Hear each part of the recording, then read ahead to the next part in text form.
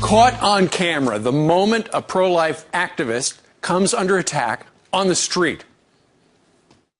You're just a white privileged racist male that doesn't stand for women's rights. Get the out of here. And get that camera out of my face, either. Well, that woman who attacked the anti-abortion group Created Equal in Ohio claimed she was just defending herself, didn't like the fact that she was being taped. Mark Harrington is the executive director of Created Equal and training director, and Seth Dreyer joins us right now. Good morning to both of you. Morning. Good morning. Seth, you were, I understand, a summer intern, and that's you in the video. You're just standing right out there. You're trying to engage people in dialogue about abortion. She comes up to you. What happened? Well, so as the director of training for Created Equal, actually the first young man in the video you see is our summer intern, Ian. And I was leading our team of interns downtown, creating conversation. And I heard her yelling at Ian, as you see in the video in the beginning. So I approached with my camera at a distance to document what was happening. After shouting in his face, she knocked over a sign, turned to me and slapped my hand with the camera away, kicked more signs away, and then turned to just shout in my face continually. And so I tried to pass my camera off to Ian, the intern, and she slapped and grabbed that hand multiple times and later even shoved me into a stationary bus nearby. Right. And here's what she said. She was eventually stopped by the police and charged. Here's what she says about why she did that. The First Amendment protects them from government interference. It doesn't protect them from people just basically telling them they're idiots. But you assaulted them. Assault? I wouldn't necessarily say shoving someone aside and telling them to keep the camera out of my face as assault. Mark, she feels bad that she doesn't think that you had the right to tape her. And in fact, oftentimes you folks wear cameras to protect yourself, right?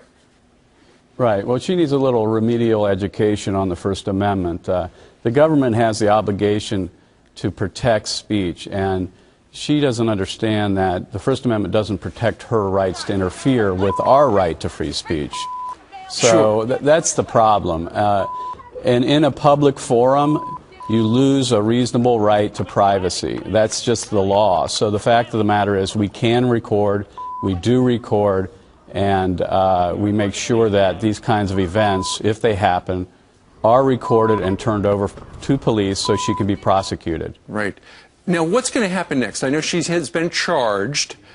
She's not remorseful at all. Are you willing to drop the charges in this case if she says she's sorry and she just overreacted? Right. Well, she's going to be arraigned next Wednesday, and then the trial date will be later on. We're willing to drop the charges. In fact, I've asked for a meeting with her. If she's willing to apologize. I mean, Seth and I are both Christians. We believe in forgiveness. We've already forgiven her. But if she's not remorseful, then she needs to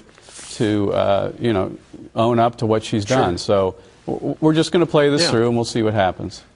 Seth, what do you tell, we're looking at Ian, the intern right there. What do you tell them to do when they are confronted by somebody like that who crosses the line? I mean, Ian just stands there and takes it. A lot of people watching right now would think, I would have let her have it. Absolutely. No, our goal is always to try at some way to diffuse the anger. And so you see Ian simply standing there, not going on the offense, but letting her give him the brunt of what she wanted to say. And later on, when she is shouting at the video at me, that's why when she says, "Do you understand?" I simply say, "I'm listening to you," because when people respond that way, we don't try to win the debate or challenge their claims. We just want to try to diffuse the anger while still, again, documenting so that later our rights and the law will be upheld. Sure, and you're just out on the streets of Columbus, Ohio, trying to get the message out that you feel that abortion is not right. All right, Mark and Seth, we thank you both for joining us from Columbus, Ohio on this Friday morning. Thank you. You're very welcome.